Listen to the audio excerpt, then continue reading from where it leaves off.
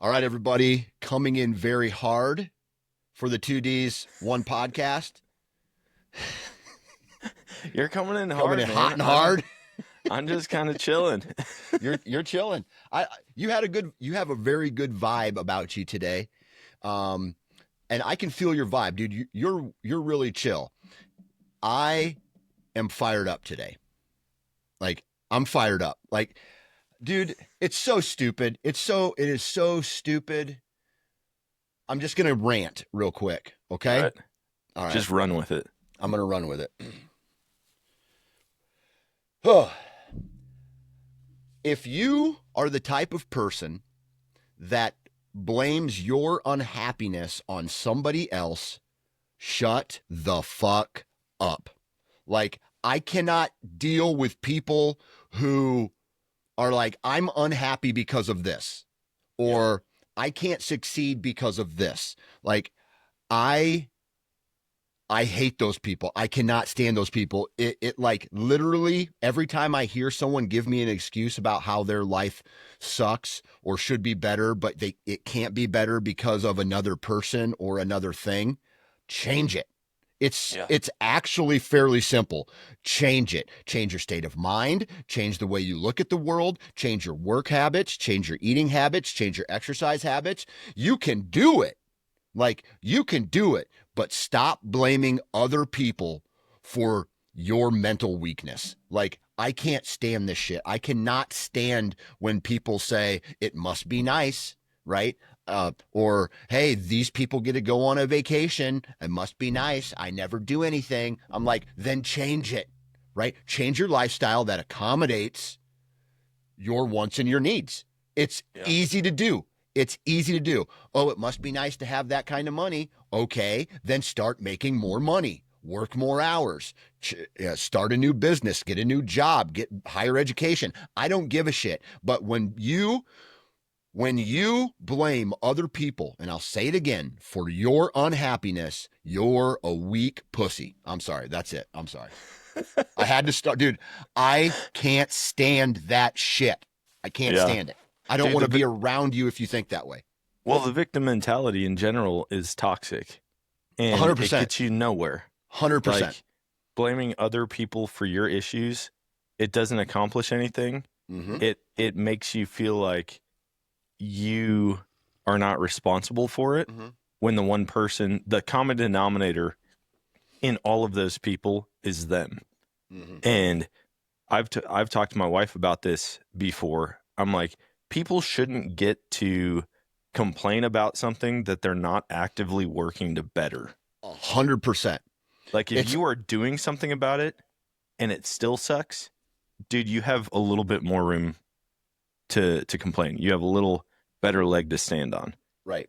But when it's just like sitting around, oh, my health is deteriorating. I just can't seem to lose weight. Okay, what are you eating? The same thing. How much are you exercising? Not at all. Yep. What are you complaining about then? Yeah. You're just complaining that you're getting, like, you're reaping what you're sowing? Yeah. You're getting exactly what you're putting into it. Exactly. And the financial thing, I'm like, are you chasing your dreams, or are you just doing the exact amount you need to still get a paycheck at the job that you're working? Is that why you're broke? Is that why you're not making money? Like, dude, I've been there.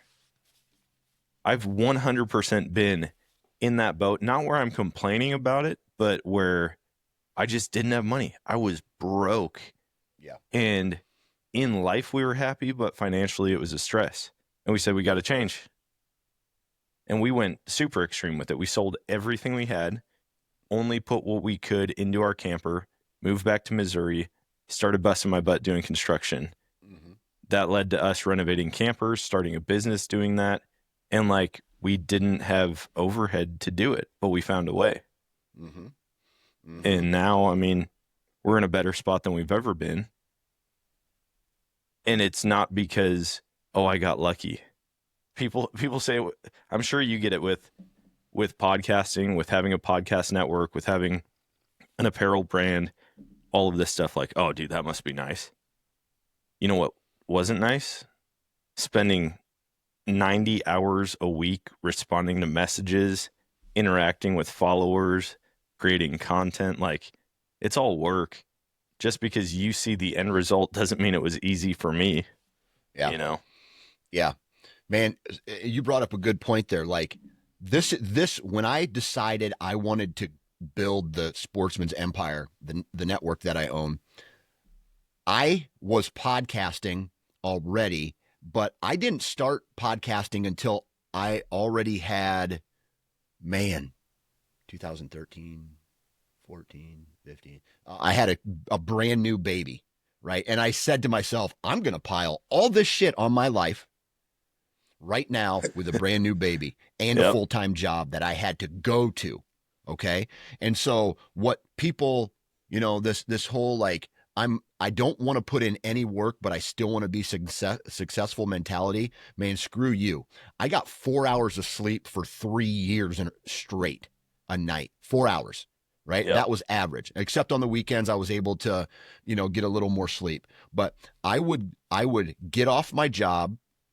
I would go be a parent until my kid went to sleep, help around the house, and then I started working, right? Yeah. Then I had another kid in 2015 and I was doing the same thing. And then I had another kid in 2017 and I did the same thing until in 2018 I got laid off from my job, and then I could have blamed shit then. Right there. I was like, oh, I got laid off. Now I don't have capital, blah, blah, blah, blah, blah. And just acted like a pussy. But then what did I do? I put my foot on the fucking gas and I went forward instead of like blaming somebody for how shitty my life was. I had a family of 5. And at the lowest point when I didn't know what direction this was going to go, I had $7.92, I think, in my checking account for a family of 5. And then finally, something broke for me and I got a check for $10,000. Right. And I was like, holy shit. Like, not only a sigh of relief, but that the work paid off. Right. Work, Yep. work. You're fat, work. You want a different life? Work. Holy shit, it's not hard to do, but people are so weak-minded these days that they have no fucking clue how to work. No one has ever taught them that, because most of these people have been catered to their entire life. Right? Yeah. And I'll tell you this right now, I am not doing that to my kids. That is a weakness. If you cater your kids and you're not hard on them, you're setting them up for an epic failure later on in their life. Period. Yeah. So. Yeah.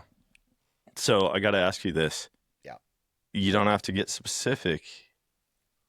How close is this person to you that set you off on this rant today? Well, it's not necessarily. It was like 1,000, like if you carry one toothpick, it's not very heavy, right?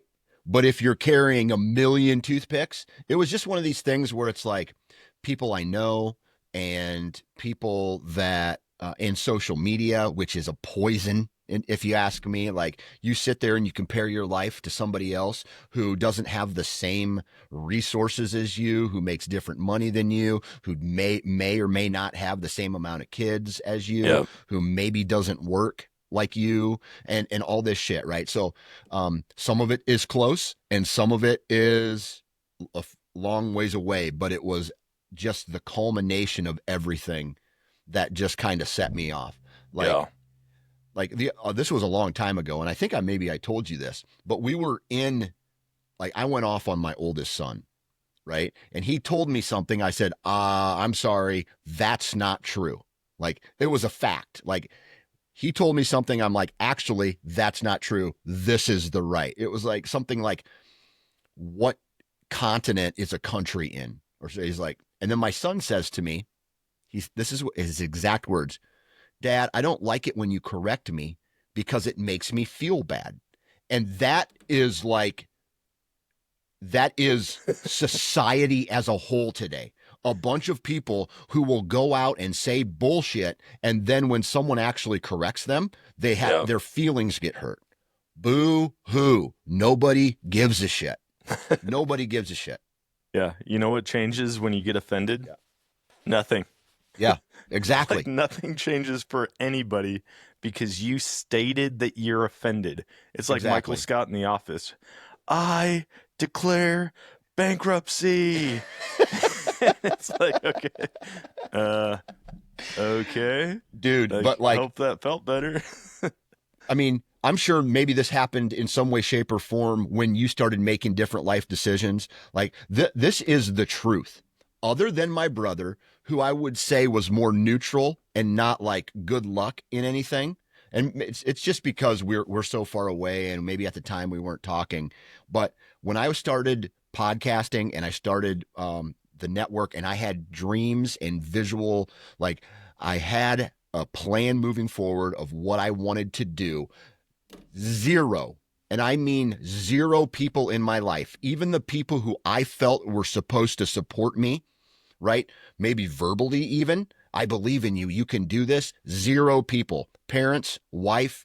My kids are too young, so I'm not going to say anything to them about it. Had zero belief in me, zero belief. And here I am, and I still don't think I'm successful, right? I Yeah. still feel I have a lot of work to do to get to where I want to be, but I had zero people pat me on the back. I had zero people say, "Hey, keep grinding, keep doing it." Like nobody, in-laws, parents, wife, nobody did it. It was me who got me where I was today, and I'm happy to take my family along with me on this shit. Yeah. So, like when when you never know how, and this is where I'm at with my kids right now.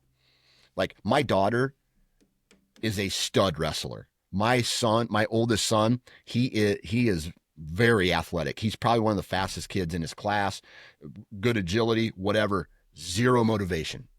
Those two have zero motivation. My daughter, I'm not joking, could be a state champion, but she just wants to give the bare minimum in the wrestling room. And my son, and maybe it's because they're young still and they don't understand what hard work looks like, Mm-hmm. but it's just, my goal as a father is to basically raise savages, so that I know that if they maybe not raise savages, but raise children who understand that if you want to be successful, there's one way to do it, and that's to work your ass off. Yeah. Sports, business, like, I work on being a father and a husband every day. And so, all right, that's my rant, dude. Dude, as far as like raising up kids to be successful, I struggled with it when like we just redid our will Mm-hmm. and we increased our life insurance and all this different stuff. And I'm like, man, I don't want my kids to get a paycheck and then feel like they can coast in life. Mm-hmm. Well, I was talking to a buddy of mine, and I don't know if he got it from, I think he may have got it from a book that he read, but he said what he's doing is the inheritance that he passes on to his kids will max out and match what they are earning each year. So instead of them getting, you know, each half his life insurance policy, if they're making $10,000 a year at a job, they get $10,000 a year from that, the inheritance. Mm-hmm. If they're making $250,000 a year, they're getting an additional 250. And he's like, that will continue that work ethic even when I'm gone, so that they're not trust fund babies, they're not hedge fund babies, they're not just, you know, free riding their way through life. Yeah. Like, they still have to work and they have to have a full-time job in order to get anything from me. Right. Right. And I'm like, that's great. That's I love smart. that. I like that. Dude, I had to work for everything. My dad, I didn't get my driver's license till I was 18. Uh, we had to take an actual class, not just like a DMV, go sit down for an hour or whatever. It was like a semester in school that you go through this driver's ed class. You have to pay for it. My parents were like, "Hey, we're not paying for it." So I was like, "Well, crap. I need a job." Yeah. So I would bike every day to a tree farm and water plants and transplant trees and trim trees and clean up. And I was making like, it was either $4.50 an hour or $5.50 an hour, which wasn't I mean, like, I would have had to save every penny. And so I chose not to. I just blew it on stupid stuff, Mm-hmm. however much stuff you can blow $4.50 an hour on. And so I didn't get my license till I was 18. But even then it was like, I need a car. You better buy a car. Crap. I got to get a job that I can pay for a car, you know? And that's just how it was. I think the only thing my dad ever got me, he got me a Kia Sportage. And it was after I was 18. I was about to move down to Missouri. And he said, hey, your grandpa's going to a car auction. You want to go with? So we go with. We're watching all these cars go. Obviously, most of them I'm like, I've got no way of affording it. And he said, I'm going to get you a car today. Well, this Kia Sportage rolls up. I'm like, oh, dude, it's got 4-wheel drive. Like, that's cool, you know? He's like, is that the one? He's like, we better bid on it now. Like, all the other ones were overpriced. This one's like a good price. So he buys it for me. We find out that it's a manual, which I do not know how to drive. And I had just the toughest learning lesson right away. Just like, I'm going to drive with you for a couple miles, show you how to do it, then you're getting in and doing it. Yeah. Okay. Immediately after pulling out of the parking lot, I'm on a hill at a stoplight, and I kill that thing through three green lights, just over and just go, go, go, go, go. And I'm so frustrated at this point. I just want to go lay in the intersection and die. Like, cars are piling up behind my dad's right behind me. There's a bunch of cars behind him, and I'm just killing it over and over and over. And finally, I look in my mirror, and he's behind me just laughing, going, it's in third, not first. And so I jam that sucker into first, and I just all the way up the hill. And I got home. I threw the keys out in the yard. I'm like, I hate this stupid car. He's like, you'll figure it out. It was one of the funnest cars I ever had. Hell yes, dude. Like, hell yes. Once I figured it out, it was fun. But I could have given up. I could have blamed my dad for buying me this car.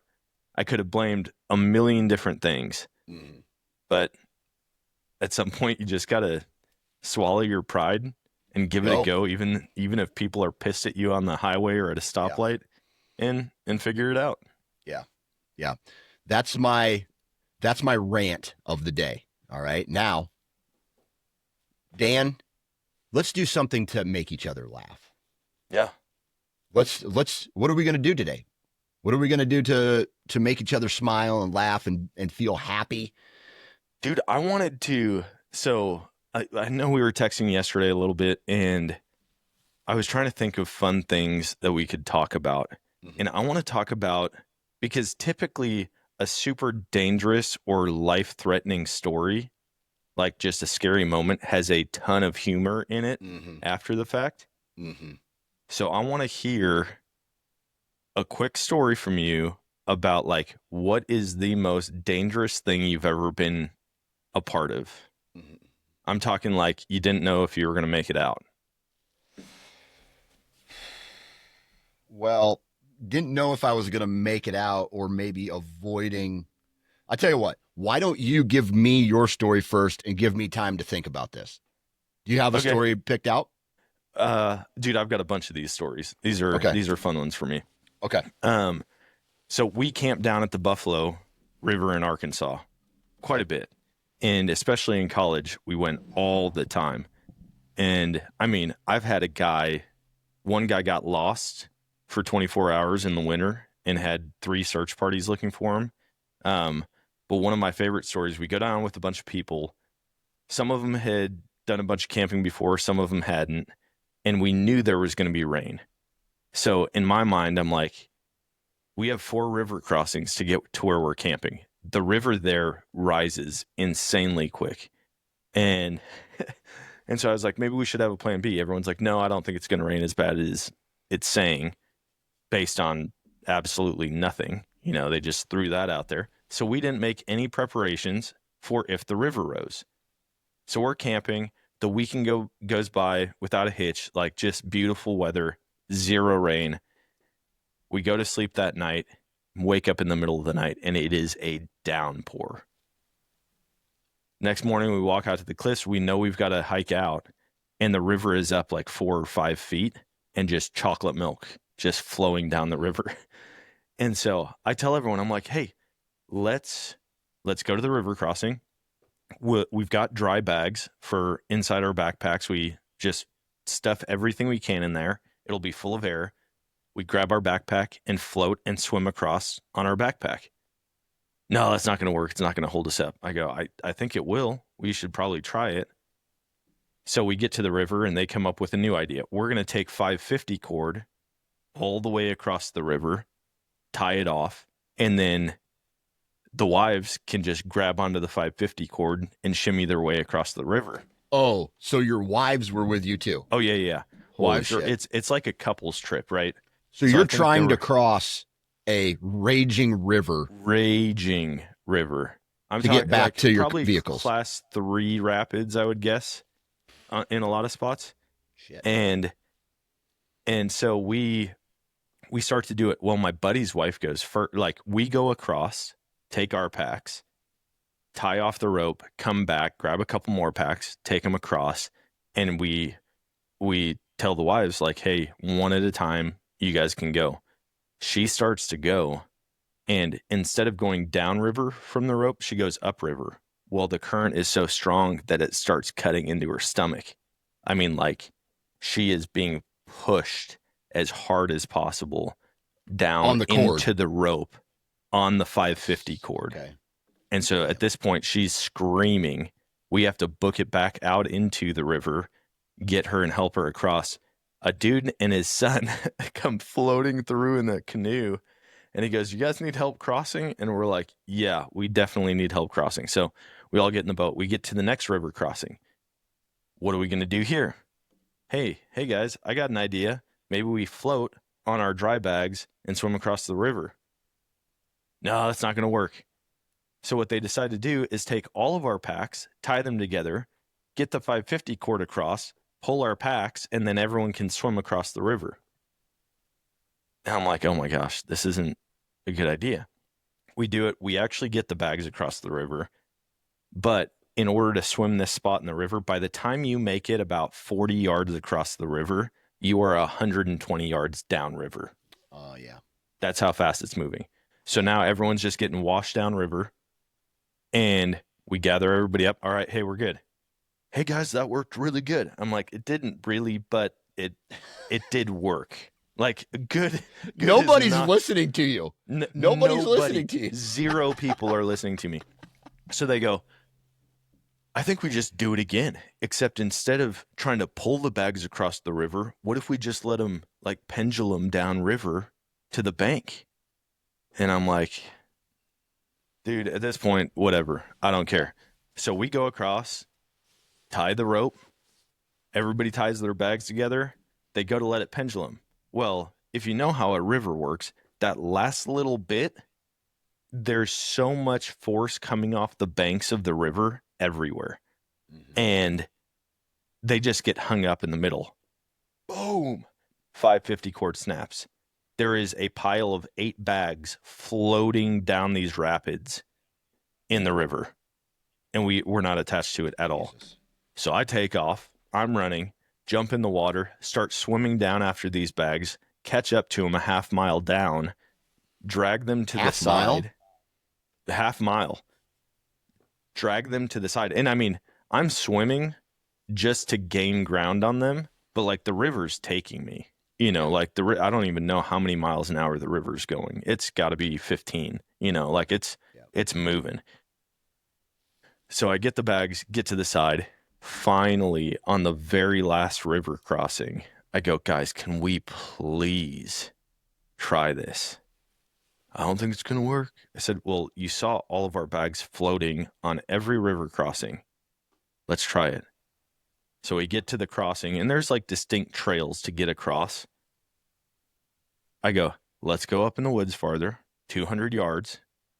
And at this point, there's like a bottleneck in the river, like a big rock bar normally, and then like the best chute or best little fall on the river if you're canoeing it. So I'm like, we don't have to get far across, but if we go up to that calmer water, we can just float on our bags. Dude, we get up there, we lay on our bags, and we just kick our little feet all the way across the river without a hitch. This this hike in and out normally takes one way, normally takes, I don't know, if you're lightweight jogging it, 45 minutes. If it's heavier, packs in like an hour and a half. It took us like 6 hours to get out that day. And I didn't know, like in the moment, you just don't know, am I ever going to get out of this? Yeah. Like someone's going to die. Someone's going to disappear in this water. Mm-hmm. And it was so sketchy, Yeah. but I was beyond pissed. I'm like, guys, let's try it. Let's try it. Let's try it. That's crazy. 4 times a charm. Hey, now you're the hero. Next time people are going to listen to you. Hopefully they listen to you. Dude, I don't think any of them, they're probably like, yeah, remember somebody had a great idea on the last river. Yeah, that was me. I had that great idea all 4 river crossings, and you guys had these tightrope ideas. Oh my God. So I got a floating tubing story. Yeah. Where we would float this river, and I mean in college, and we would just get drunk on it, right? It was a pretty easy river. Well, the month before there had been major flooding in it. And so I don't like, without going into detail about how rivers and sediment work. I mean, so I'm just a whole bunch of mess, right? It rearranged the river a little bit where the sandbars go, where the deep parts are. Trees were, had fallen off the banks down in. Well, I'm sitting there, and normally I have my butt down and my legs and my arms out of the tube. And then I would have a little mini cooler on a mini tube tied to my big tube, right? Okay. Well, anyway, the water was deep enough to where it was hot that day too. So I was hanging just my arms in the tube, and the center of me, my body was in the middle of the tube. Yeah. And I was just floating with my feet like 4 foot deep in the water. And I was wearing on the river, I would wear an old pair of tennis shoes so that my feet wouldn't get cut by rocks when we would go on, or broken glass or some shit like that. Well, we're floating along the river. The river's, going faster than it normally does. And my foot got caught on a snag underneath of the water that I didn't see. And what it did was it like hooked onto my shoe some way, or maybe it was a V, like a V of branches, and my foot came in and got snagged in the V of that, and I went underwater, and I got sucked out of my tube underwater, and so now I'm fighting against the current, and I had to like maintain composure and pull my body up my leg, and then grab the branch and pull my body out in order to get my foot out of the snag. But, I was calm for like a majority of it, but Yeah. I can see where if someone lost their cool in a scenario like that, it's dead on something very simple. For like, sure. I got freaked out, but I was like, okay, all I got to do is this. I've taken Maybe a the couple. alcohol helped chill you out a little bit. Maybe, but I'll say this: I have taken when I was in Boy Scouts, I had taken a handful of survival classes, and they would talk about different scenarios, and the main theme is once there's a crazy scenario, you gotta stay calm and then use your brain, because that's going to get you out of 90% of those type deals. Yeah. And if you lose your shit, you're going to die, or you're going to do whatever. And dude, I have quite a few stories like that where I thought, like, there's a brief second where I thought I'm done. But then I was like, okay, I can pull myself up. And it took a matter of like 5 seconds, 10 seconds for this. So I was holding my breath, struggling. And then I came up and I was like, oh, fuck. Like my tube was way down. My beer was way down. And same river, different experience though. We lost one of our buddies on the river, and he's notorious for drinking a lot real quick. He does never pace himself, and he got drunk. And we're looking for this kid, and we don't know where the hell he's at. And we stop at this sandbar, and we're like, "Have you seen so-and-so, have you seen so-and-so? They're like, no. Here he comes around the corner, face down in the river. And I'm like, holy fuck, like he's dead. This dude is dead. And so I swam out there. I grabbed him and rolled him up. And he takes this big, like he could barely walk. He was so drunk. Yeah. Right. So I pull him to the sandbar. And the dude picks up sand and starts throwing it at me. And he's like, I'm just trying to have a nice swim. Why are you stopping me from swimming, dude? Dude, I'm swimming. And I'm like, dude, we saved your damn life. So his tube is gone. We have no idea where he's at. So and we're on a public river, right? But it's all private ground on the sides of it. Yeah. So I had to trespass through this field. Meanwhile, this dude's girlfriend, who's also hammered, make like just the worst type of person to try and communicate with. Like, he's gonna die if you don't die. Like, I don't know why I'm talking like Mario, but like, he's gonna die. Yeah. I'm trying to figure out, like, are you trying to dumb it down for her by adding an A at the end of everything? Like, how does this work? He's gonna die of alcohol poisoning.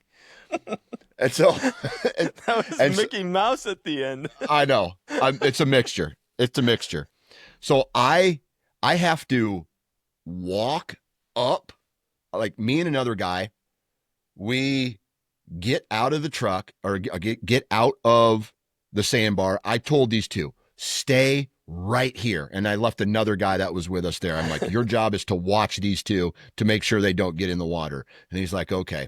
So me and another guy had to walk up this dirt road through cornfields in just swim trunks, right? We're walking through poison ivy. We're getting corn, like, I don't know if you've ever detasseled or you've done like walking through a cornfield with bare skin. Sucks, right?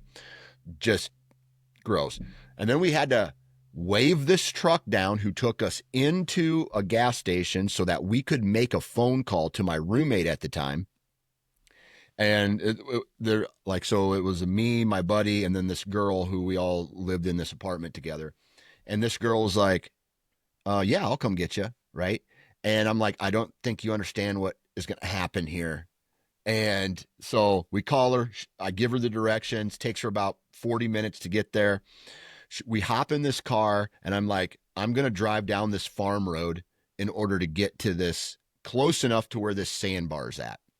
Yeah. And so we drive down this road, and the trees, like, we can barely fit. And she's starting to get worried about her vehicle.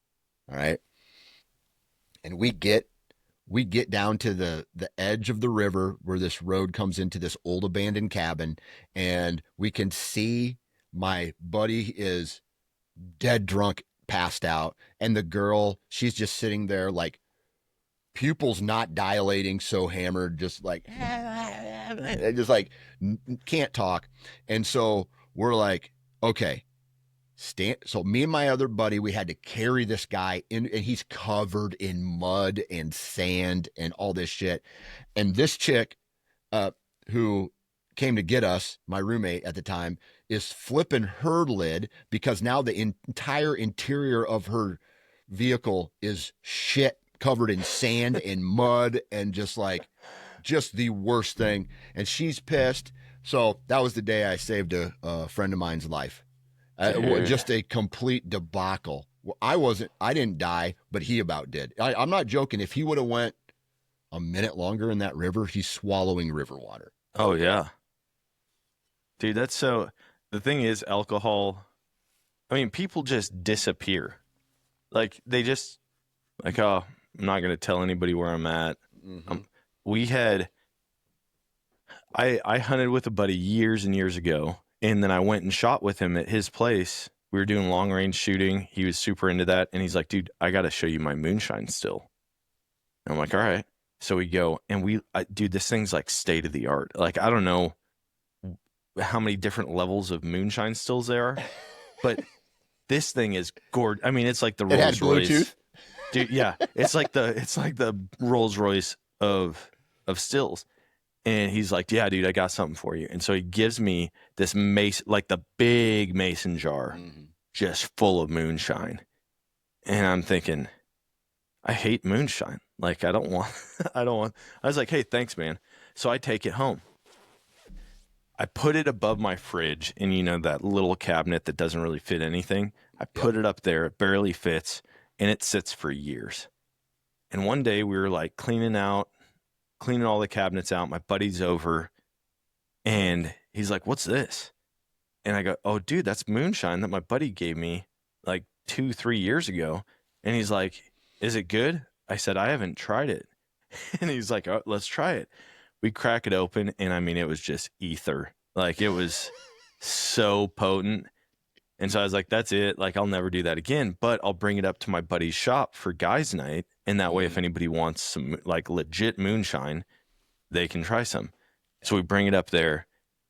First time that we're all sitting around and everybody has at least a drink of it, my buddy gets like blackout, and he hadn't thrown up. He's like, oh, puke free since 19, like, oh, okay, cool, buddy. Like you're going 3 years strong without throwing up.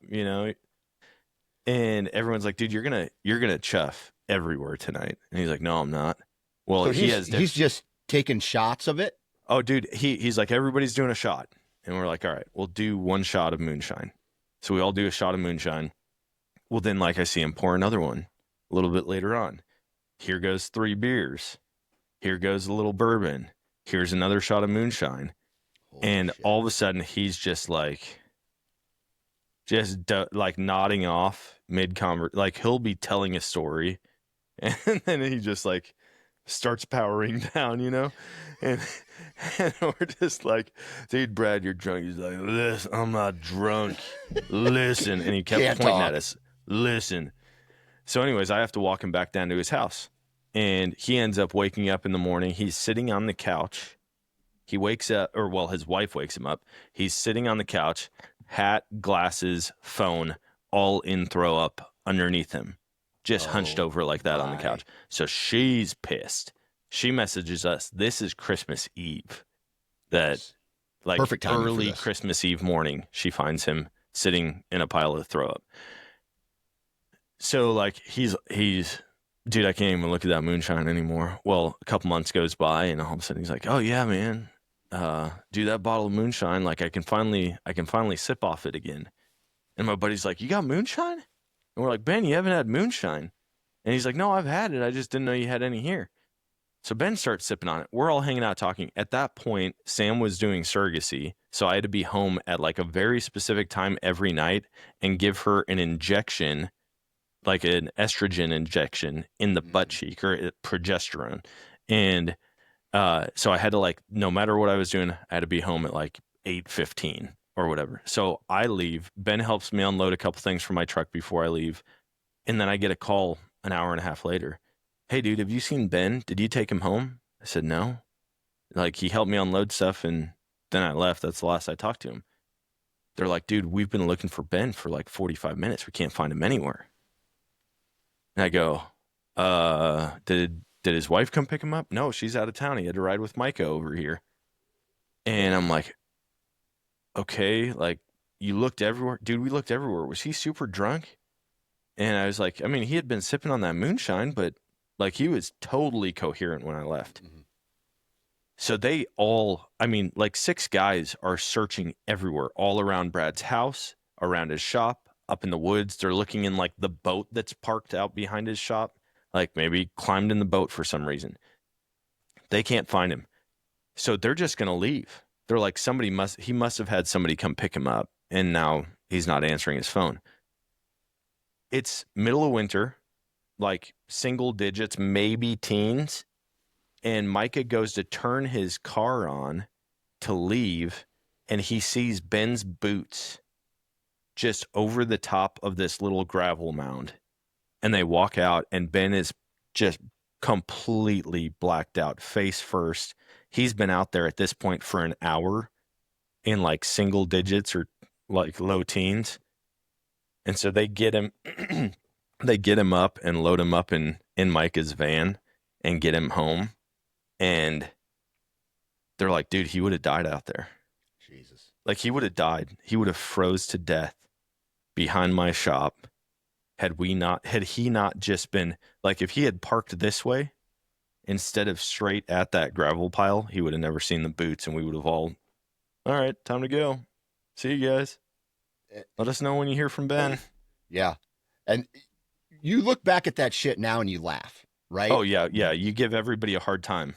But that dude, he didn't see his boots. He's out there unconscious, frozen. He's dead. Like, Oh yeah. did you hear about what happened in Michigan? This was a couple winters ago. This basically it was a town drunk, right? Yeah. And he goes to this bar and he drinks every night till he's drunk, and then he must live close by, leaves at closing time, walks home. He's back there the next day. So everybody knows this guy's schedule, right? Yeah. And so this guy goes one night and it's a massive snowstorm out. Leaves the bar at closing, goes home. Nobody thinks any different. Well, he doesn't show up the next time. And literally the bartenders are like, okay, someone needs to go check on him. Immediately.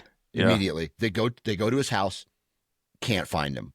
Right? They call his job, like maybe other family members, can't find him. I think this guy was like older, retired, whatever.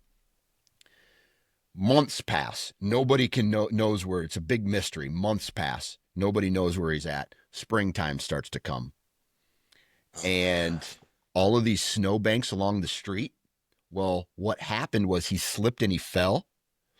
And he must have hit his head or passed out or something, and the snow buried him, and then the plows came in and added more snow over top of him, and he died, right? Basically froze to death underneath of this big snow pile. And as the snow began to thaw in the springtime, they found him, and they put the pieces of the puzzle together, like he slipped and he fell and he died, and the snow covered him up, and then the plows covered him up even more. And he just basically was a frozen solid when they found him. Gosh, man. 2 months later, 2 or 3 months later. Yeah. Dude, the place we just went bear hunting, we were in Hell's Canyon, Idaho, which I figured out this week why it got its name. And apparently, I think it was the drainage that we were in or the neighboring drainage. There was a guy, him and his buddy were hiking. The guy goes down somewhere. They couldn't figure out where same kind of situation where it's like they're both hiking and then his buddy comes back and he's like, dude, where is he? Where'd he go? Mm-hmm. Couldn't find him. They searched and searched. He was out there. Nobody found any of his remains for 10 years. And they still don't know what the cause of death was. If it was a fall, if it was like a bear attacked him, knocked him down the mountain, if a loose rock came tumbling down, like what happened? But just out there for a decade with no answers. Yeah. And that's the type of stuff that's just wild to me. I mean, I try to be sure-footed when I'm out there, but like I've done some sketchy hikes and climbs. But my buddy this week, we call him Joe now because he turned into Joe Biden anytime it was a sketchy spot. Like, just picture in your mind right now Joe Biden walking on the sand. Up a mountain. Yeah. And that's it. He had his 2 trekking poles, and he's just wobbly legged. Oh, shit. That's hilarious. Yeah. So we call him Joe. But yeah, that's hilarious. Dude, I'll tell you what, man. So I started drinking early, right? Yeah. Like I did not wait till I was 21 to start drinking. I think I had my first sip of alcohol when I was 7th grade or 8th grade, which blows my mind because my daughter is getting ready to go into that same range, right? Yeah. First sip. First time I ever got a buzz was 9th grade. I can remember after a football game, we went to a party and some guys had beers, and I think I drank like 4 beers and I got a buzz or whatever. But what I'm getting at is I had my best friends around me. and I was around them. So if some shit went bad, like someone drank too much, we could get them. We knew them. We knew what our kind of like our tolerance was going into college. Yeah. And there were so many people I went to college with on the very first. My dad handed me like, I think it was like $50 in 1999. $50 could buy you a lot of beer. And so he's like, have fun, make some friends tonight, right? And so I got a guy to go buy us some beer, and I cannot like. And then I was hanging around with a bunch of people who had never drank, and it was their first night, and it's scary now that I look at it about kids going to college for the first time who have never drank any alcohol, have never done any recreational drugs, and they go just hard their first Right time out of the ever, gate. and they're throwing up, they're getting alcohol poisoning, shit like that. And so I was almost like, God dang, I know I shouldn't have been drinking when I was an 8th or ninth grader, but I knew how much I could and could not drink going into some of these parties and hanging around with people who had never drank before. Yeah. And it like when it's scary walking up to someone or man or woman who is just incapacitated, non-responsive in the like in a bathroom, puke all over. Like I've been in those situations, and you're basically just like checking their pulse and Yeah. you're seeing if they're still breathing. Like they should have been in a hospital. For but, sure. But you're dumb. You're also drunk. You're like, he's alive. He's alive. Like Yeah. that shit is scary. No, dude, that's why you have to have somebody completely sober. I mean, you really, like, I was that guy for all my buddies. Yeah. If I was going out with them, I was like 0 drinks, and I was just making sure nobody died. Because I had been around it enough to know, like, dude, people are going to black out. Yep. Like, certain people for sure are going to black out. Other guys are probably just going to get a little wild or try to start a fight.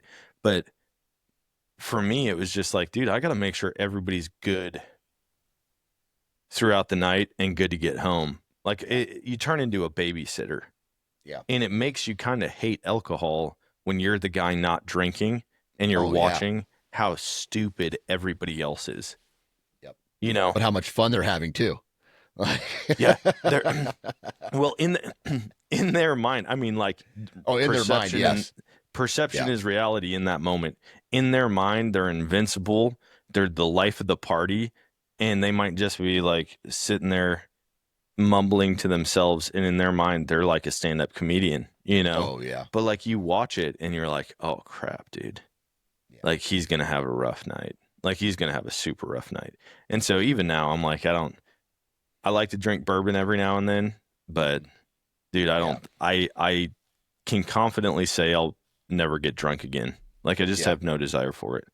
And Sam, I got drunk one time around my wife, and it snuck up on me because like I just didn't drink a whole lot. And I went to my 10-year reunion, and she's like, "Oh, do you want my drink tickets? Whatever." Like everybody got 2 drink tickets or 3 drink tickets. And so I was like, "Oh, sure." Well, I liked hard cider. Something about it. I'm like, I just really enjoyed it. And so I got 2 hard ciders, and then she's like, "Hey, here's my drink ticket." So I had 2 more hard ciders. Well, then some of my buddies that the only reason I went was because these guys were going to be there, and they finally show up after like an hour and a half. And they're like, "Dude, you got to come have a drink with us." So I'm like, "All right, cool." So I go up there, and the next thing I know, I'm standing outside with everybody, like everybody's out there on the patio smoking cigarettes, and I'm just standing there, just wobbling back and forth, and I feel something on my arm, and I look over, and it's Sam, and she goes, "It is time to go." And she just walks me off. And I'm like, here, I probably drink less than anybody in my high school. Like, I'm from Wisconsin. Everybody gets drunk all the time. I probably drink less than anybody else. And the one time I see them all, I'm just like, Yeah. And so, we went home. I got one more. I'll tell you this, man. Everybody needs a a wingman like that. Like I felt like there was times where I had a buddy that was like, dude, it's time to go. Like, and I was the same to some of my buddies where it's like, whether they're just obnoxiously drunk and like the bar's getting ready to erupt in a fight, or like, or they're getting ready to puke, or they're starting to insult the host or some shit like that. It's just like, all right, let's go, buddy. Let's go. And but the bad thing is that rarely happened because the crew that I ran with, it was so bad. We had one mission when we went out, and it was to get wrecked. Like that was our mission. It was just like, it is like, before we would go to the bar, we would have something called a power hour where we would play all of our favorite songs and on a 1 hour, like playlist and crush beers. I mean, we would just go boom, ba boom, ba boom. I'm getting hammered. And back then, I mean, it would take me 12 plus beers to get drunk. I'm totally making a gif of that. Yeah. Yeah.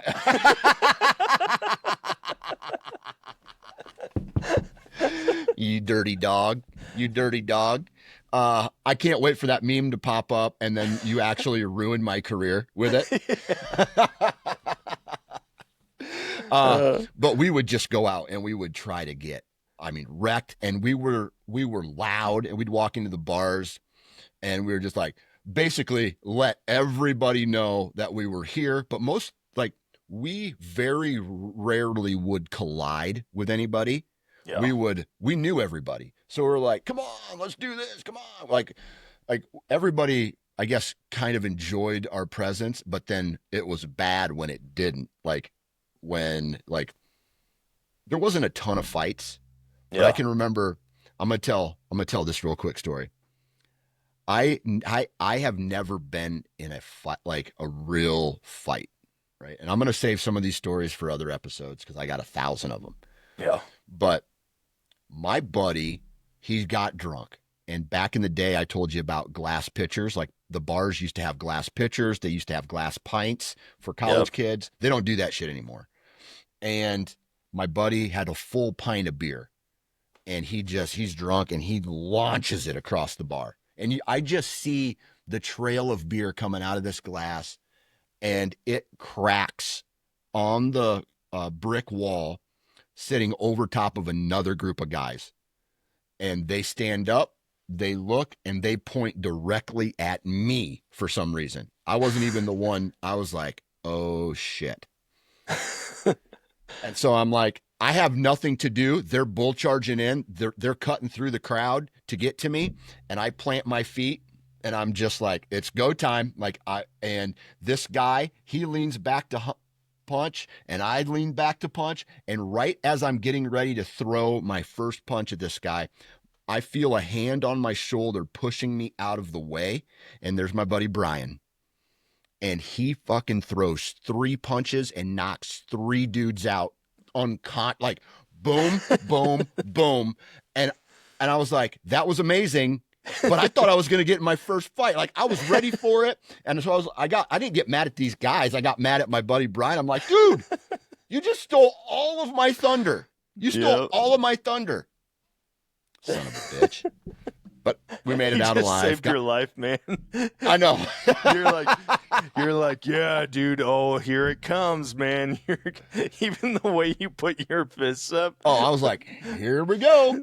And one thing about my buddy, exactly. One thing about my buddy Brian, he had gigantic hands. Like he would do this thing with his middle finger where he would walk up to us and like slap us with his middle finger, and it would hurt like a son of his hands were like 2 of my hands. And so when I saw him hit these dudes right in the face, I was like, Jesus, that hurt. That would have hurt. Game over. Shout out Brian wherever you're at, buddy. Dude. Knocked people out. Dude, I've always enjoyed fighting. I've never been in a true street fight.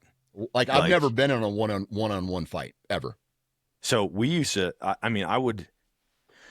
learned how to fight, and by learned how to fight, I learned how to take hits by my older, much larger neighbor.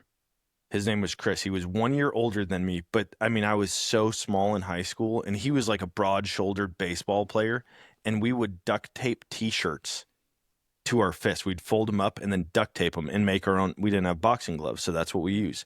And it's just like, all right, fair game, let's go. And we would just punch each other until one of us gave up. Normally it was me just hiding like this from him, trying not Taking to punches. Yeah. take any punches, and then I would like throw a haymaker thinking, oh, this one, it's going to be like the movies, you know, like I'm backed into a corner, one shot, drop him. No, it never happened that way. And so like I started doing that, and then we actually started, like we got boxing gloves in college, and we would just fight. I mean, anybody, anywhere. On an intramural field or a Taco Bell parking lot or whatever. It was literally like just safe. Dude, it was just fun. Safe. And I mean, they're like big, fluffy. They're not even like you know, like it's like getting hit with a pillow. But it was, I mean, if you got caught right, you'd still go down. And we would just, who wants to go? Yeah. And every time we did it, there would be crowds. Like, I mean, up to 50, 100 people just in a circle. And it's like, hey, can I go? Can I go? Can I? And just random people are fighting. And I'm like, this is a healthy version of Fight Club, you know? Until someone trips or falls and hits their head on the concrete, and then they never wake up. Yeah. You know, it's like, oh, this is so much fun because nothing bad has happened yet. You know what I mean? Like, yeah, dude, I am surprised the human race and men specifically have made it this long. Oh, we're so stupid. I should be dead. Yeah. I should be dead 100 times over, I feel like. Yep. So Guys Night is a perfect, I need a TV series just called Guys Night because it would blow up. And every guy, we would have 1,000 guys from all over the country that would show up just to participate in Guys Night. Because it's like what we're doing here mixed with a whole lot of danger at some point. Yep. One night, my buddy got this big blue steel barrel because he's like, hey, I need a new burn barrel. I'm going to cut a hole in the bottom, like around the bottom of it, and have a good burn barrel. Well, somebody goes, you think somebody could fit in that thing? And he goes, oh, I for sure could. Like, I'm really flexible. And we're like, there's no way you could fit in it. He goes, oh, I could.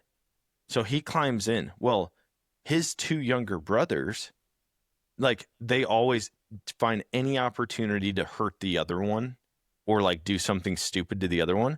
And so he's the oldest. He climbs in this barrel. They immediately tip the barrel over and just push it down the hill.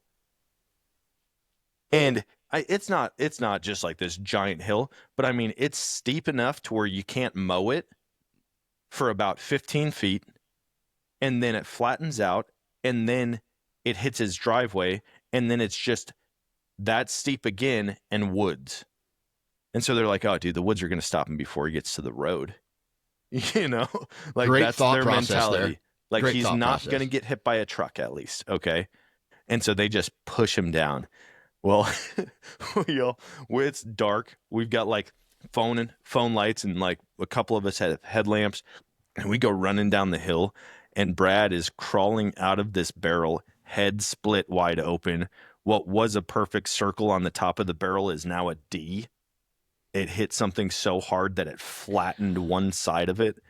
And he gets out, and I'm like, this is exactly why we should not be responsible for anything. Like, as soon as a beer is opened, people get stupid. Oh my God. And it's not, sometimes there's no alcohol involved at all. Oh yeah. We were leveling a pad for my buddy's pool. He was putting in like a $300 Walmart above ground pool, right? Well, one friend thinks that he can jump off the hill and land on the backhoe bucket.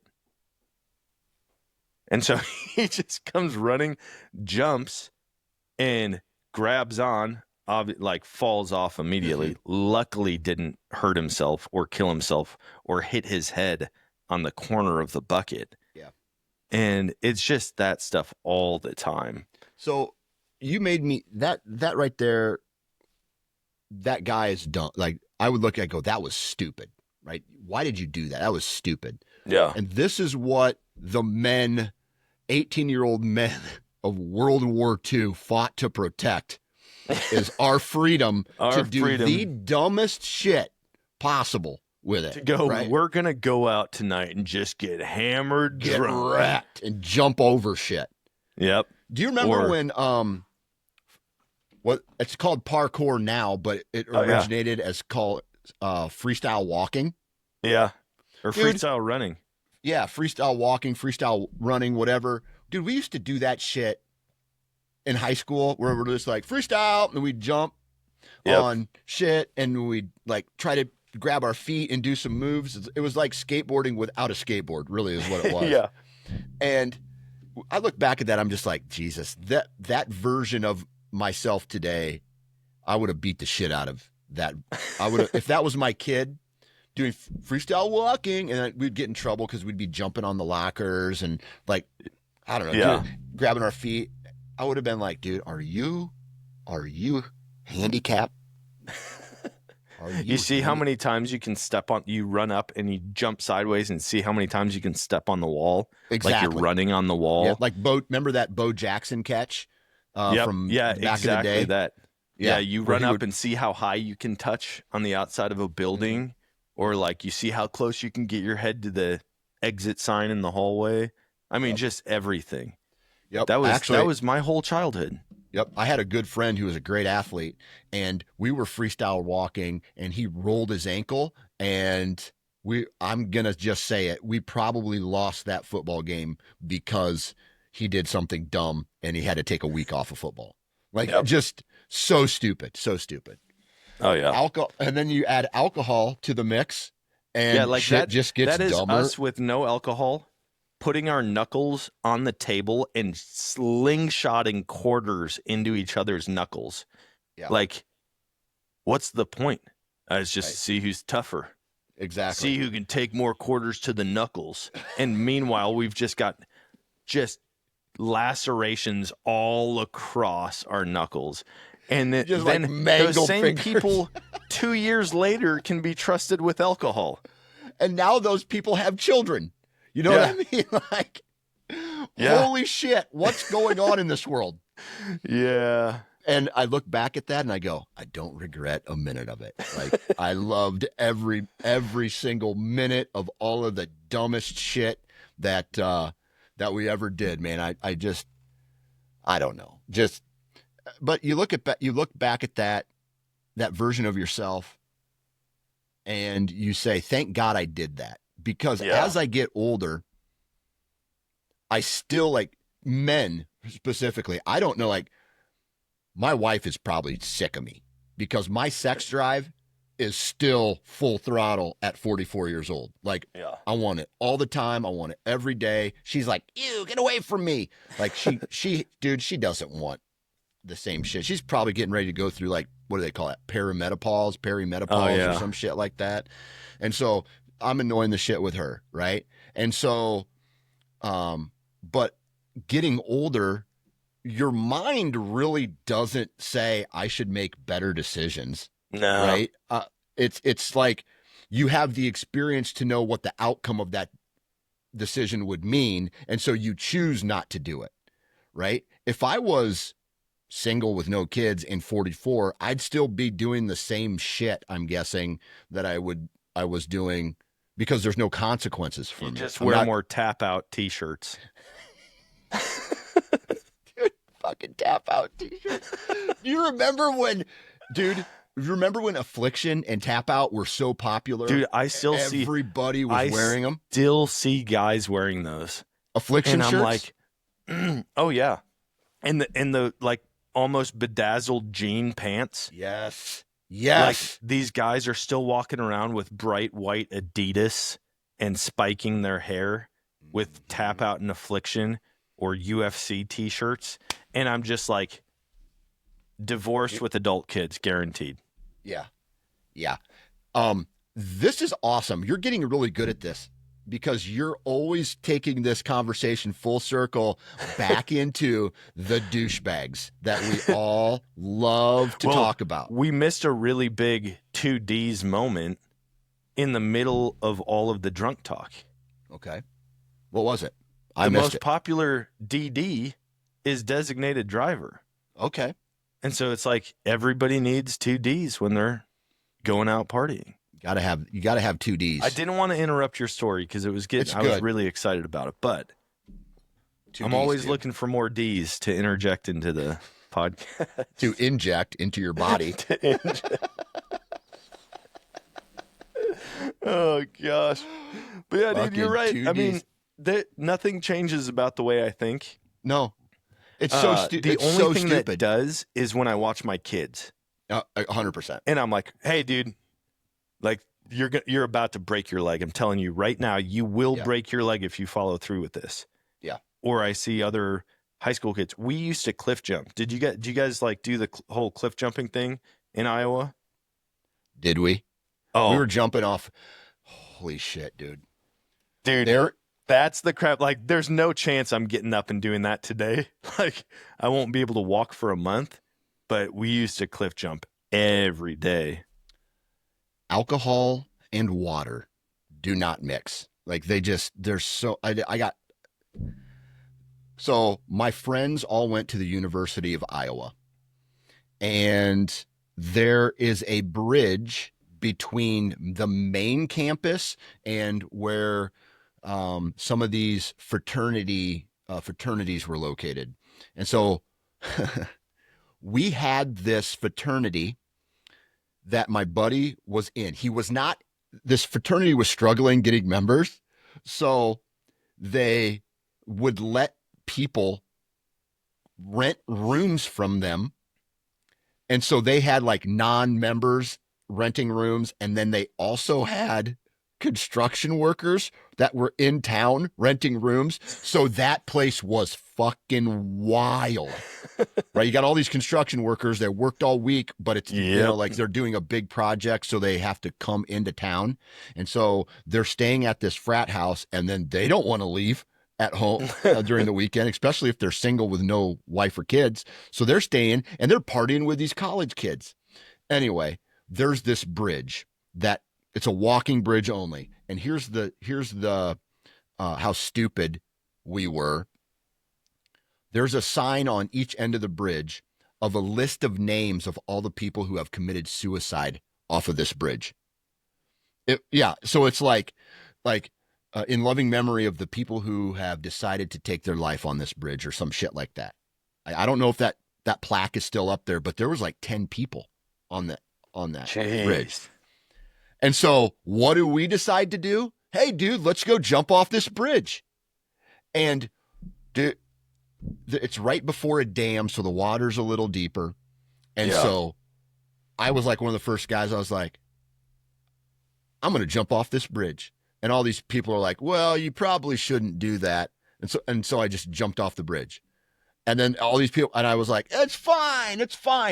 And so my one of my friend, girl I graduated high school with, her older brother is just a stud athlete. Like he's just that guy who he's probably close to 50 now.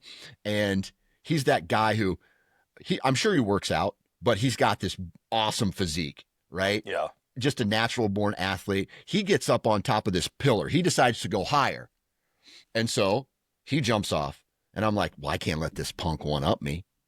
And so I climb up and I jump. He goes up. He does a full front flip and lands in the water perfectly. I'm like, this son of a bitch. So I get up there, climb up top of this pillar. I jump off and I over rotate. Oh. And I knock all the air out of my body, and I could not breathe. So I landed. It was just like a gigantic belly flop is what it was, from about, I'm going to guess about 40 feet. And I just, and I get water in my lungs and my mouth, and I'm like throwing up in the water, just like hacking. I could barely swim. I mean, I barely made it back to the shore, and I had to sit there and like regain my composure after this. Dude. And so we would do that type of shit, jump off bridges. Yeah. We were jumping off walkways, jumping off rock clicks. Dude, you've been to the Lake of the Ozarks, right? Yeah. Yeah. Yeah. They have big there's cliffs there. All over up there. Dude, there's cliffs down at Table Rock Lake. But Table Rock, for us, we weren't jumping into lakes ever. Like, it was all the river. There were different You spots on the can't river that you could see jump. anything. You can't see. You don't know Oh, dude. what's washed in over time. So we had the big cliffs that we jumped in my hometown were the 3rd Street Cliffs, the Mount Simon Cliffs, and then Trestle, which was a train bridge. Mhm. And the train bridge was 86 feet.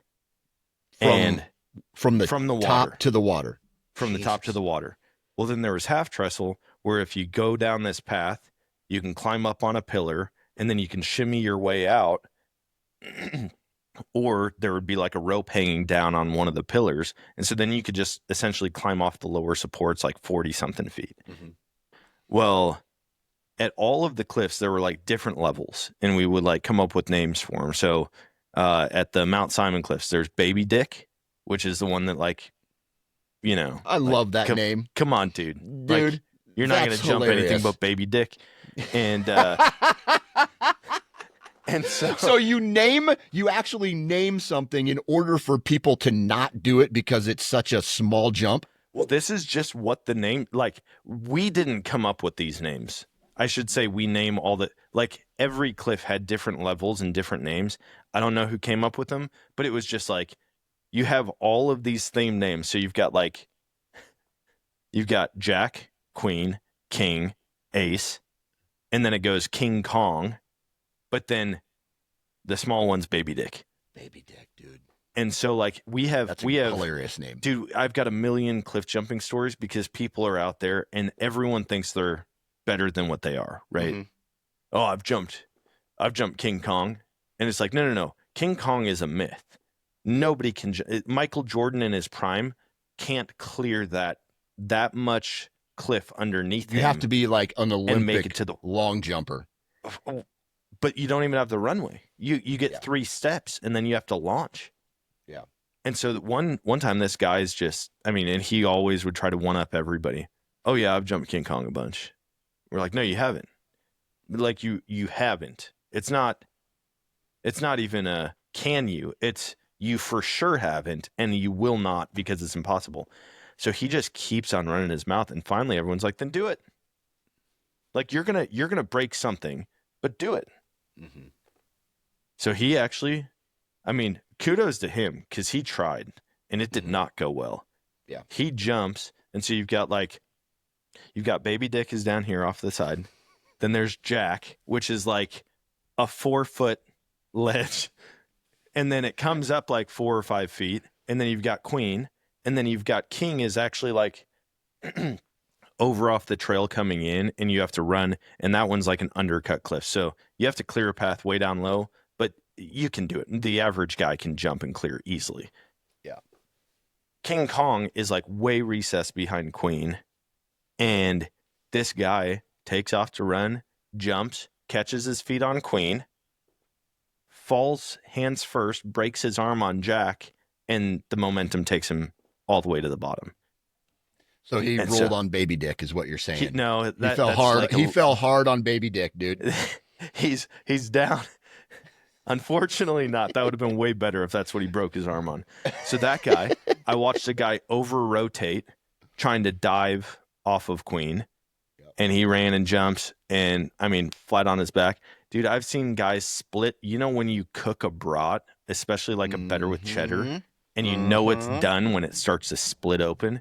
I've seen guys jump the train bridge with no shoes on, and that's what their feet look like afterward. I mean, 86 feet.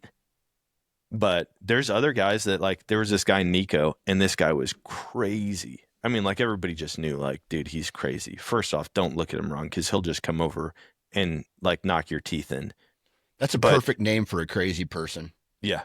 We were good friends with him. My brother was good friends with him. Like, he was an awesome kid for us. But, like, you had a problem with someone, it's like, hey, he looked at you funny, and he would just go and, I mean, just start punching the guy in the face. And so we go up on Trestle one day, and he gets up there. He's like, think I should backflip it? We're like, sure. He just turns around. Oof. 86-foot backflip. Just perfectly executed. Lands. And then I see other guys who are like hesitant, and they don't know if they want to do it, and they jump and they land from 86 feet in the seated position with their arms out. Yeah. Just like It's dude. lacerations from water. Oh, for real. I mean, like arms split open, feet split open, I mean, their arms turn black. It's just the Yeah. bruise is everywhere that made an impact. And Can I we? think I've got one buddy who jumped off of a train that was parked on it. And so we estimated it was like 104 feet. Yeah. And he jumped off of the rail car all the way down. But yeah, that was our life in the summer. Just I want to jumping. elaborate on something you said about this Nico character. I want to talk about him a little bit more. Do you know what Nico is doing today? My brother and I actually talked about him probably a couple months ago, and I think he does like insurance sales. Okay. So Yeah, he's normal now, like quote I unquote think so. normal. Yeah, no, I Right. think in my mind, Nico was going to be in prison. Yeah. Like See, this is what because I'm talking in high school, him and my brother were freshmen, and we get a new liaison officer at our school. And Nico's first words when he saw him, he goes, "Dude, that's Chaz. That's the first cop that's ever tased me." As a freshman, the Nico and first cop Chaz. that's Look at these ever names. tased me.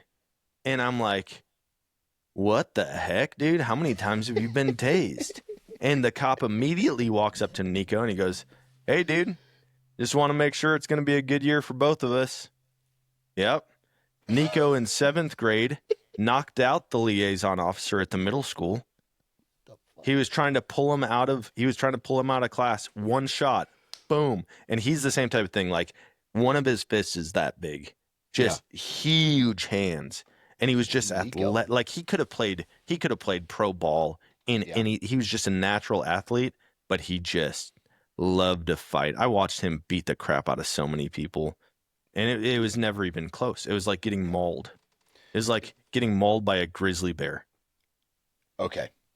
I'm going to describe Nico based off of what I know about him already, and I want you to say yes or no. Okay. And then I want you to actually give the accurate description of Nico.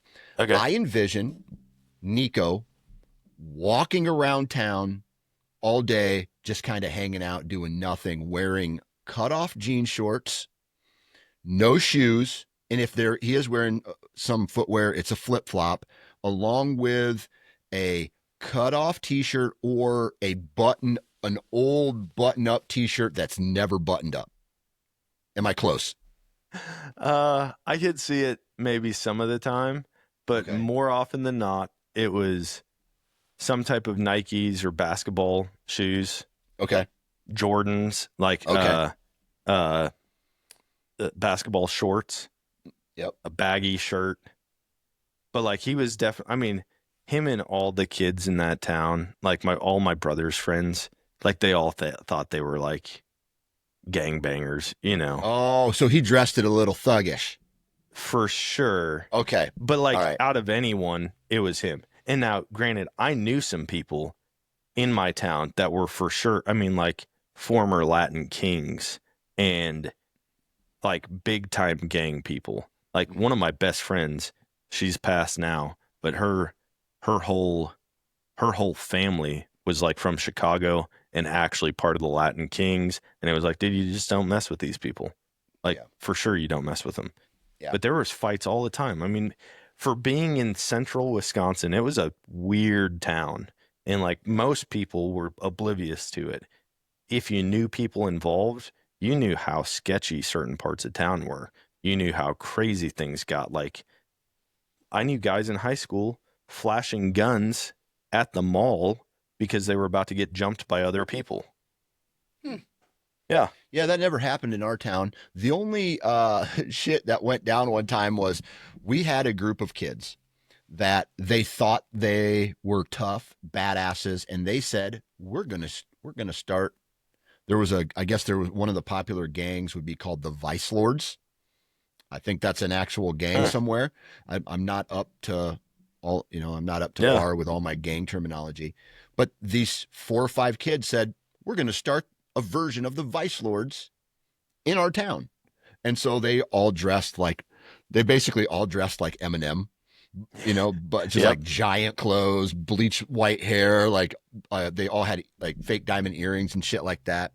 And they're like, they thought they were hard. And then we had this new kid move in from, I think, Chicago. And he wasn't there long, but like, we would talk to him at lunch or something like that. And he's like, they say they're part of the Vice Lords. He's like, I know Vice Lords, right? You have to get approved to that. And so this guy outside of school waits for these 5 guys. And he's like, you guys in the Vice Lords? And they're like, yeah, dog, you want in? And he's like, no, I'm actually part of this gang. And we have something called the TOC or TOS, I think it was called. And they're like, what's that mean? That means that if we see Vice Lords, we terminate on sight, is what this guy said. And I'm just like, oh shit. And I'm sitting there like on my bicycle. And I'm like, please do not pull out a gun. Please do not pull out a gun. Please. And this guy beats the shit out of 5 dudes. He's like, terminate on sight. And he just starts throwing punches. And he's like, you want to be in? You got to step up. And then that was the day the Vice Lords in Mount Pleasant, Iowa ended. Like, this guy from Chicago comes in, beats the shit out of 5 dudes. And I think the one kid, I think the one kid got his ass beat so hard and it sunk in so deep. He started going to church. He changed his He started wearing a polos, button-up shirt and a blazer to school. Exactly. Like, he got any street beaten right the hell out of him. And he like started getting good grades. And that's what that guy needed. He needed some dude to beat the shit out of him and change his life. It was hilarious to see. We got in trouble in elementary school. We all had to go see the counselor like for 2 days a week because we were in a gang in elementary school. Nice. And we were the Wolf Pack based off of WCW, WWF, back when it was called that. Suck it. Yeah. Oh. Dude, that was us. We were the Wolf Pack in like 3rd grade, right? And our school was not having it. They sat us down as if we were a real gang. And they were like, we do not allow gangs in this school. They tried to scare straight you. They really did. And it didn't work at all because it was like, hilarious. Wait a minute. So now we don't have to sit in English class. We can come and talk, like all 5 of us at a table. And we just talk to the counselor and we tell jokes. And then, but I'm trying to be hard, right? So it's like writing down.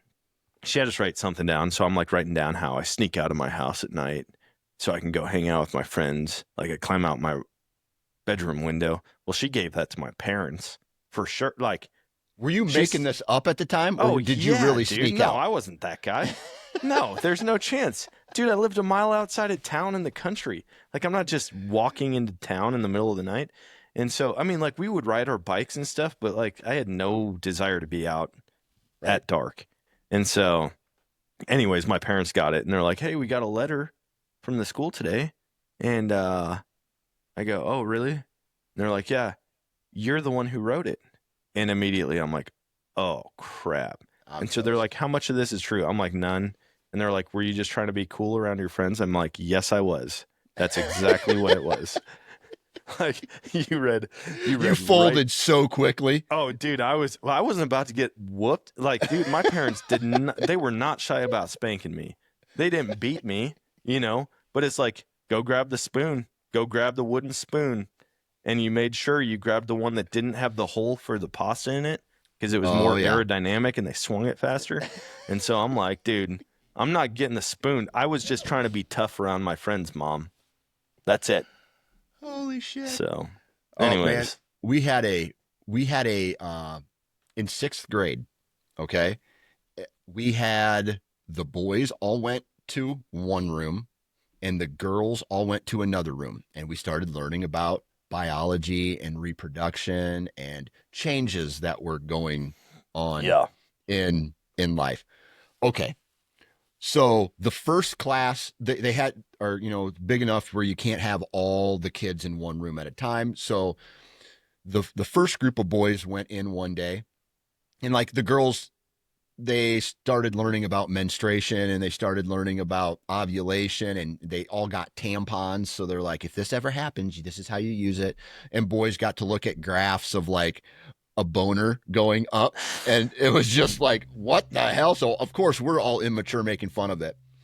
Well, the first group went in on like a Thursday.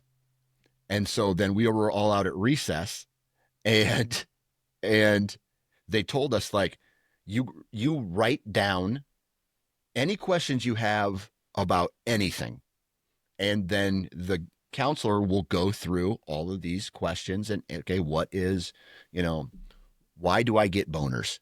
Like, why do I get boners when I wake up in the morning? Like, why do I have morning wood? That kind of shit. Yeah. Well, anyway, this kid named Mike prepared for it, and he wrote down, he knew what was coming, so he prepared for it. And so he wrote shit like, what is doggy style? What is a blowjob? What is double penetration? So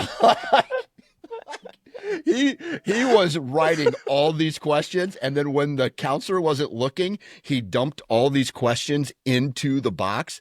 And so this teacher went from asking like, what is a wet dream? Like, just something kids like, really go through. Trying to explain an erection, and yeah. You realize you should be teaching the 401 course. Yeah, exactly. And now it's like, what is like, how do you talk to a sixth grader about what is a facial and like just shit like that? So like we're sitting so here, wrong. we're sitting here like holding back this laughter so hard our stomachs are hurting, because we know that if we start laughing at it, this counselor is going to get pissed. Yeah, they're going to know who did it. And so I don't even think it was a counselor. The counselor was a girl, so she went with the girls. And I think we got the principal, who was a boy. And so he's sitting down, and I think he's starting to catch on. He's like, I think the first one was like, what is a blowjob? And he's trying to, how do you describe a blowjob to sixth graders in the most politically correct? And so he said like, well, that is when a man has a full erection, and a woman inserts his erect penis into her mouth, and she uses her mouth and her tongue to stimulate the penis until there is ejaculation. And we're just sitting there going like, what the fuck is happening right now? Dude, I can't imagine, like, who goes, like, imagine someone's wanting to be a teacher and, like, change kids' lives, and they're like, hey, we've got an opening for a health teacher. Yep. And you're like, oh, that's, super chill. Nobody pays attention in that class, like, whatever. Yep. And then you realize you have to do a series on sex. Yeah. And you're going to get people all, like, the kids who don't even, they're in 8th grade and they still call it a wee-wee. Yeah. Like, you have those kids. And then you have the kids who have are older brothers. Well, who either have older brothers, or they're probably more sexually active than you are as the teacher. Exactly. Like, I was hearing stories in middle school and high school of kids having sex, and I'm just like 6th grade, and this kid's talking about it, and I'm like, what? I didn't think we could do that yet. Yeah. Like, exactly. I thought I had to wait till I was like 20. Yeah. But I mean, we had my friends had older brothers, and they would show us like nudie mags and shit like that, Playboys. I remember one time, so I stayed over at one of my best friend's houses, and he had Cinemax, and it wasn't scrambled Cinemax or HBO. And I don't know if you're familiar with what Cinemax and HBO used to be like. Mostly Cinemax, after like 11 o'clock at night, it turned into like not porn, but the next level down. So they never showed any type of penetration, but it was just like a woman and a man naked, like rubbing each other, like rubbing each other. Like, I don't know. It wasn't sex, but it also wasn't like, it was weird. Anyway, so we thought, oh, dude, this is awesome. And so my buddy's mom goes to bed, and and we instantly turn on Cinemax. And then all of a sudden, we hear her coughing because I think she was a smoker. And so she comes downstairs, walks through us as we're watching this show, comes into, gets a glass of water, and then sits back down in a chair in the living room. And we proceed to watch this entire movie with my buddy's mom sitting in the chair. You want to talk about one of the most uncomfortable moments I have ever been in to this day in my life. Oh, And it's my watching gosh. like an NC-17 movie with my buddy and his mom. Yikes, dude. That sounds so. Oh my gosh. And I think she was like really tired, so she didn't really like. I think she was like dozing off in her chair, and just like kind of looking up every once in a while, and then coming back down, and looking up. And finally, she stood up a little, like, I don't know, 3/4 of the way through the movie, went back upstairs, didn't say a word, and I'm looking at my buddy. My buddy's looking at me like, what just happened? Oh my gosh, dude. Uncomfortable. But yeah. No, I'm out on that, man. Yeah. I can't imagine the level of discomfort when, I mean, like as kids, you're watching something you're not supposed to, or you're doing something you're not supposed to. And it's like, dude, you've got your hand on the button. Mm-hmm. Just like change the input, change the channel, whatever. My wife and I, we went down to Jamaica, and one night we get back up to the hotel room, and it's like, hey, we hadn't ordered room service. And I'm like, dude, we should totally order room service. So I turned the TV on because it said they had like Netflix and Hulu and all that stuff. Well, I turned it on, and then I don't remember what sporting event was on or what game I was expecting to be on, but I'm going through the channels. Well, they just have straight up porn on certain channels. And I was like, whoa, like. And you sat down and watched 4 hours of it. I did not. My wife heard me from the other room, and she was like in there doing, like taking off her makeup or doing something, but like the wall, it wasn't lattice, but it was like this decorative, like open wall, and then just like mirrors hanging on it. And so she's like, kind of watching the TV as I'm trying to find the game. And I think it was March Madness. I was looking for a March Madness game. And was that the name of the porn you were watching? Or 2D's March Madness. She sees it and she goes, is that what, like, she's never seen it. She's never seen porn, period. And she goes, is that what I think it was? And I go, that is exactly what you think you just saw. You definitely just saw. I'm like, apparently it's just on TV, just on open channels, And so we joked about it for a little while, and we were on vacation with my pastor and his wife. And so I told them the next day, I was like, hey, just a heads up, make sure to not go into this window of channels right here, because you'll get more than expected. Okay. Yeah. And and that blows my mind, because I had a friend who went on it was a girl, and she went to France for a student exchange. Like, what do they call that? Is that what it's called? Student exchange student. Yeah. And in France, after it might even be early, like 7:00 at night, channels start playing porno. Dude, like, I think all of Europe is that way. I mean, like, Europe is way more open.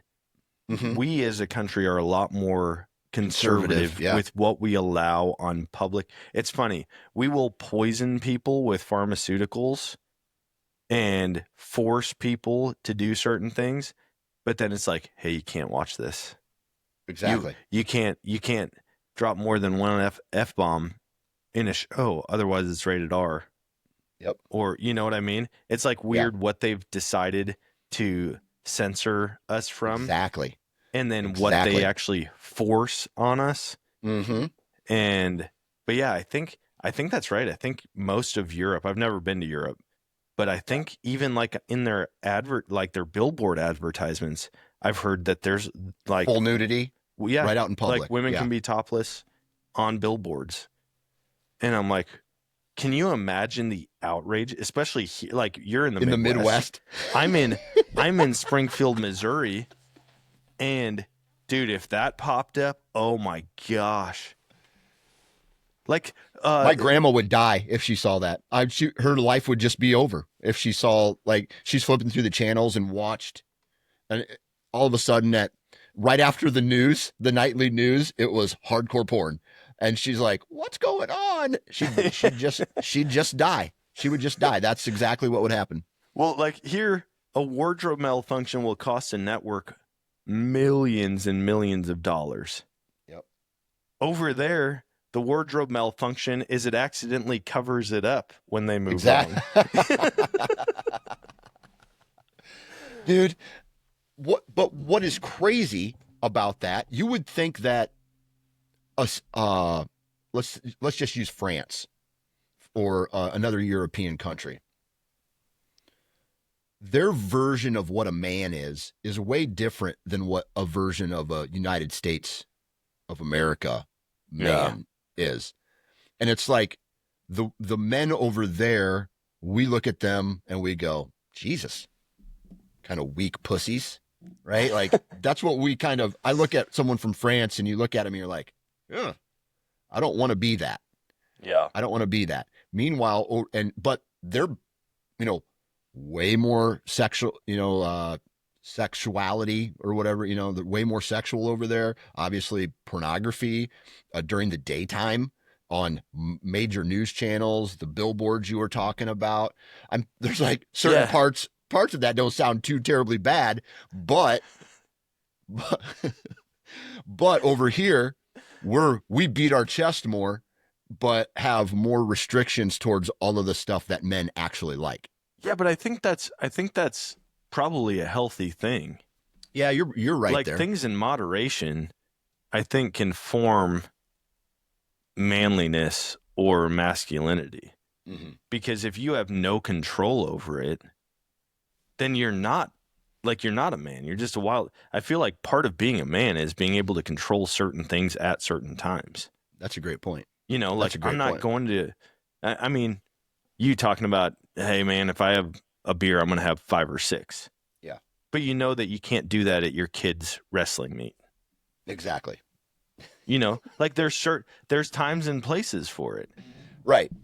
And I feel like knowing how to control it and having that just having the self-control to not engage in certain things at certain times. Yep. And knowing there's a time and a place for it, like that's part of being a man and having that responsibility.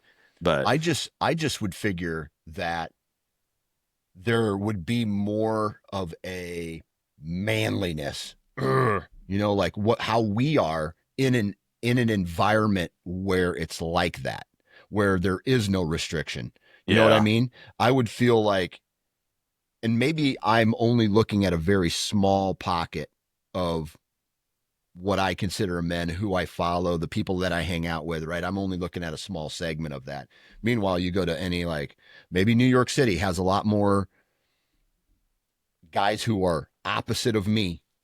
Yeah. You know what I mean? Than what you get in the Midwest, and culture plays a huge role in that.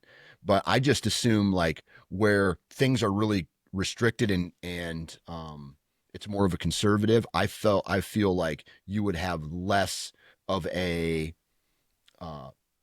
manly man, as opposed to a place where it's all over the place. Yeah. You can get it whenever you want. I don't know. Maybe that thought process is wrong. I don't know. Dude, I think part of it is what we actually see, like what we see on the media. Like we have an idea of what France is like or what French men are like. Yep. But like you think about Canada, I bet you some of the toughest, most rugged dudes live in Canada. But what do you see from Canada all the time? You see Justin Trudeau, Mm-hmm. you know? Yep. And so it's like, I bet you there's a lot of people who are like, dude, Canadian men are like that. Yeah. But I've met some Canadians, and those guys are like Texans. Like you Okay. get those ranchers from Texas, there's a huge portion of Canada. Outside of the cities, almost everyone's like that.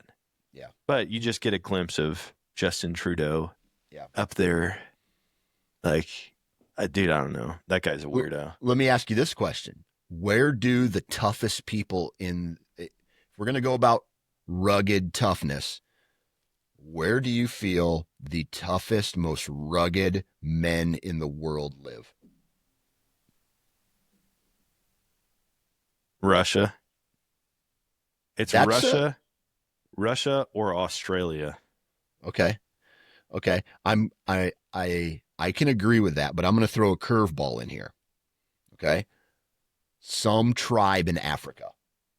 Oh, yeah. No. I'm thinking of like more civilized, like Okay. they're still Modern. civilized, modern. They Yeah. have modern amenities, technologies, but Mhm. you talk about just straight up like Tough sons of bitches. dude, some of those tribes that are undiscovered in the Amazon, Mhm. that's sketchy stuff, man. Have you seen their feet?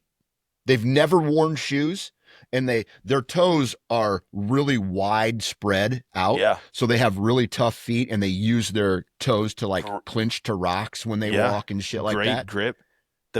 Like there's the guys that can jump, like they'll jump, like their vertical is higher than any NBA player. Mm-hmm. And they'll Yeah. just like spring up like that. Or the people who use the poles, have you seen that? They've got these like 30-foot long poles and they climb down cliffs with them. They jam them way I've down into seen the that. ground below them, and then they jump and slide down. And like that's how they get around everywhere. Dude, the world is a gnarly place. And we are Yep. definitely, although we are civilized, We're weak. we're weak. Like those guys are literally running. There's tribes in Africa where the runners literally run down an animal. They just keep chasing it Until it until gets the animal exhausted. gets so Yeah. weak that they can kill it. Yeah. Which blows my mind. All right. So now you have this person. Imagine how tough you would be if I took away everything from you except a pair of shorts. Yeah. And I said, you have to live outside. Right. These sons of guns are doing it all the time. Right. And so no wonder they have these giant verticals and they can run for miles, is because they Yeah. do it every single day since they were born until they die. Right. Meanwhile, here we are going, well, I'm getting a little fat around the waist, should probably hit the gym. Right. Better start eating healthy. I don't Meanwhile, make these as much guys, money as I want. Dude, full circle, man. Here yeah, we are blaming other people for our problems. exactly. And they're out there literally killing wild animals and defending their family against a jaguar. They look at us. They look hand to hand combat. These people would probably just mow right through us. Like, they probably don't feel pain the same way we do. They definitely don't have like this emotional, like, there's no, oh, I'm cold, I'm hot, I'm tired, me. Like, they probably look at us and go, what? Have you seen that movie where the guy goes to Africa and he starts asking them questions about like modern civilization? Like, what do you do when it's cold outside? I put on this fur that I killed. I killed this animal with a spur. What do you do if it's warm or cold? I also build a fire. What if it's hot? I sit in the shade. Like, Yeah. that's Like, like, what oh, about my you air don't have air conditioner's conditioning? broken. Yeah. You don't have air conditioning? Excuse me, my toilet won't flush. Could I get somebody who's actually a man over here to unclog the toilet? Holy shit. Now imagine. Dude, we're weak, man. We are What so happens? weak as a culture.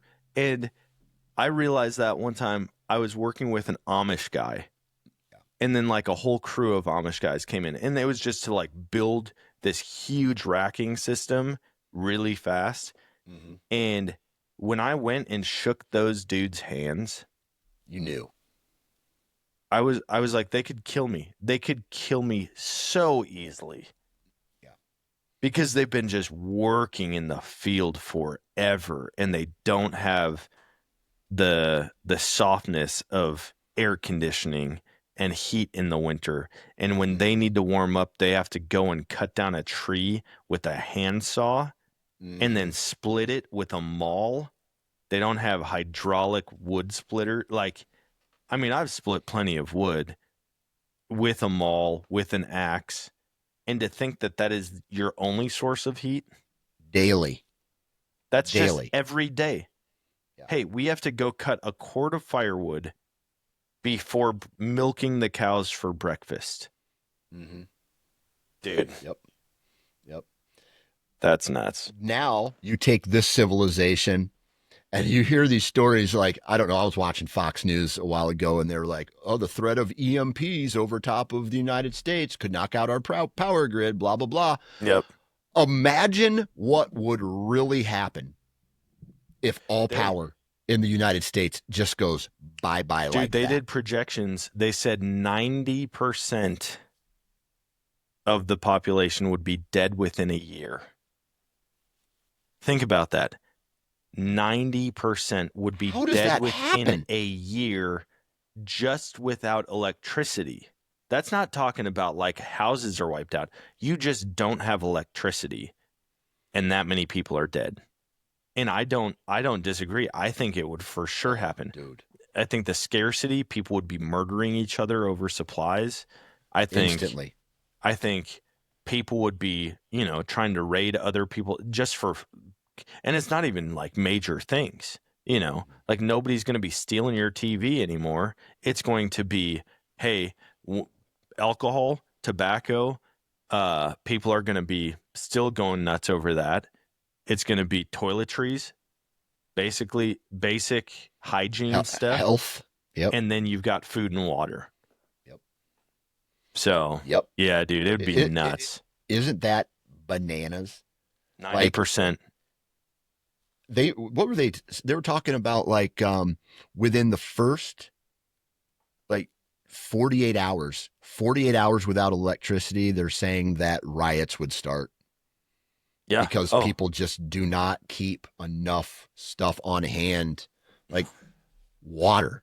Your the electricity person goes doesn't out have any way to get food or water. I mean, like without a grocery store. Without and that's a grocery the store. first thing that goes. Yep. Right? Your freezer's Gone. gone. So all your perishable items are gone within like a handful of days. Yep. Right? You're screwed. My entire meat, all the meat in all my deer meat, gone. I'd have to find a way to smoke it to keep it. Dude, and most people don't know how to start a fire. Once their lighter runs out, they're screwed. They would have no way to heat or boil water. They would have no way to cook anything. Yeah. Like, you are so screwed. Yeah. But I mean, I go, dude, I'd be chilling. My biggest worry would be fending off other people from my property. I feel like I could do it. I feel like I could do it, but at the same time, like you see in all the zombie movies, like the main character, their loved one, their closest loved one dies right away because they don't want to accept the fact that what is going to happen. Like I honestly, I would have to walk up to my wife and because she would be so, how do I put this? I would have to grab her by her shirt and slap her right in the face and just be like, the world that you knew is done. Yeah. It's over. This is not If hypothetical. If you are too loud, you could die. If you say the wrong thing, like police and military no longer exist. The people who have the most guns are in charge now. Yep. Right? The people who are the strongest, like back to the Neanderthal days, those are the people who are going, if you have the most bullets, you're going to win. If you have a tank, you're going to win. Right? And so that uh, becoming every man for himself and just watching society crumble. Damn, dude. I wonder, how close do you think we are to that? I think we're pretty close. I mean, I think we could wake up in one day and that be the reality. Yeah. That's the scary thing. It's like, I'm not saying it's going to happen. I don't think it's like right around the corner, but I know that it could in one day, because everything's turning into a technological war.